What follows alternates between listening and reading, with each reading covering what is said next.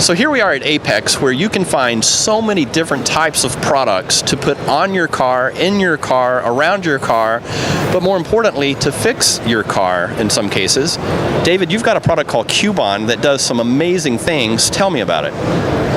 Well, Q-Bond here is an adhesive that you could either use by itself or with the powders, depending on what you're trying to repair. Okay. The glue is really original because it dries flexible, so it can be used on various materials, whether it be O-rings, gaskets, seals, belts. It's resistant to chemicals, so it won't break down if it comes in contact with gasoline, oil, coolant, heat, or pressure. You know, it has high thresholds as well, 356 degrees and up to 1300 psi. So this is for something that you want to bond together, or two pieces that you want to connect and stay connected. That's correct, absolutely. If you have something that may have snapped, maybe clips on door panels or tabs on headlights, or if you have something that has grown weak that you see that is starting to crack and you want to stop, you could reinforce it with the powders if you have holes or cracks. And I see in your hand here you have a round belt, which could be a power belt for all sorts of things, where there's a vacuum cleaner or a component on a car, a boat, or something. And I noticed that it bonds it very, very quickly and very strongly. Absolutely. So what we have here is this is just a generic piece of rubber, whether it be, like you said, any kind of belts or whatnot. But what I'm going to do is I'm going to just demonstrate how quick it sets up. I'm taking just the Q-Bond adhesive here, and I'm going to take my broken material. I'm going to place just one teardrop on one side of the broken surface. Now, glue doesn't like to stick to glue, so you just glue one side of your broken material. You do your best to line it back up and then place it back together, okay? It takes 10 seconds for it to cure, as I said. Now, it's anaerobic, meaning the lack of oxygen is what cures it. So you don't work it, you just put it together and you push and hold. After 10 seconds, you really don't need to wait much longer to be at full purity. You could wipe off the excess, which is what I'm going to do here. And then pretty much what I'm trying to do here is show you that you could move it, bend it, twist it, and pull it, and it won't tear on you. So, very, very simple to use, very effective, and from the standpoint of being able to repair something as simple as this, that can be quite a tool in an emergency or a space that you're broken down and you need to get back on the road again. That's exactly right. You know, I carry this everywhere I go. I'm in the extreme sports and whatnot, paddling, so I carry it with my motorcycle. You know, I carry it in my suitcase. I carry it in my car. I have one pretty much in every room in my house, so it's just the uses are just endless. Now, it goes much farther than that. You've got the ability to bond plastics and even form literally your own metal. Precisely. If you have a bolt that's stripped, a mount or a bracket snapped, you could not only refill it and re-drill and tap it, because this does not crack up when you drill and tap it, but you could recreate. If you could create a form with some putty, you could actually create your own clips and tabs. If you kind of make your own mold and then pour this into it. 100%. Show me how that works. So we have two powders here. We have a gray powder, which is primarily used for fixing metals. It's based out of aluminum. Okay. And then we have a black powder, which is a carbon graphite base. It's made for fixing plastics and other materials. Now, what you do with this is you simply just pour it on a surface you're trying to repair. I'm going to go ahead and pour just a small pile here onto my board. You could move it, shape it, mold it. The powder's non-toxic. You could even sink a stud into it if you need to. And when you do that and you're ready, you take the same Q-Bond adhesive I used before.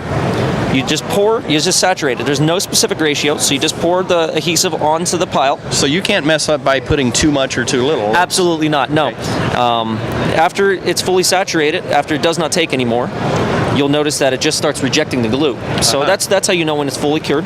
Typically, you'll see a little bit of a chemical reaction. That's a curing, and then 10 seconds later, literally 10 seconds, it gets all the harder it is. So straight away, you could, if you need to, you have the ability to grind it down, sand it to a fine finish, paint it, prime it, powder coat it, whatever you need. Powder coat it, drill it, tap it. Yep, absolutely. Drill it, tap it. Wow, okay. Interesting. Wow. So that opens up a door to repair all sorts of items. That's correct. Now, my last example I want to share with you guys is for filling holes, gaps, and cracks, because a lot of people get holes in whether it be maybe an oil pan or a coolant line or pretty much anything. What you want to do is, if you have the ability to get behind it, you want to put something just to stop the powder from falling through that hole. Okay. And then you just want to fill it up with the powder.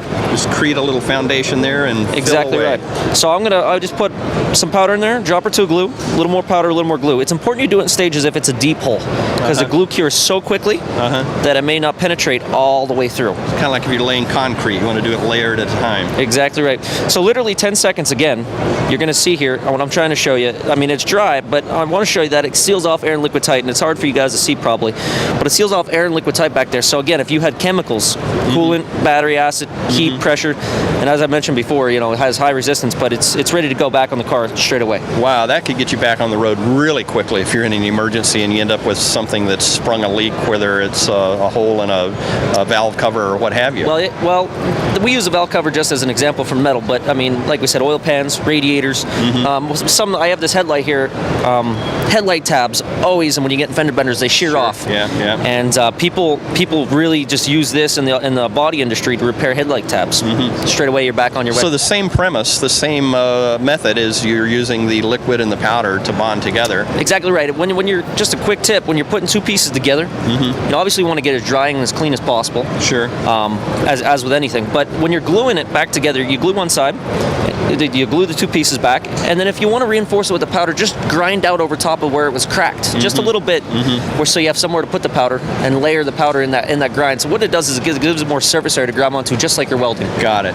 Wow, fantastic product. I mean, again, this is one of those things that should be in every toolbox, every emergency kit. Absolutely. I mean, there's so many different things. From a hobbyist standpoint, you could create your own plastic parts or metal parts to be able to shape them or drill them or, like you said, tap them.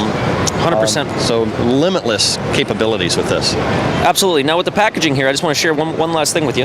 The packaging comes like this. It looks like a box with two 10 milliliters of super glue in there. They come sealed. Okay. And then one of each of the powders I shared with you.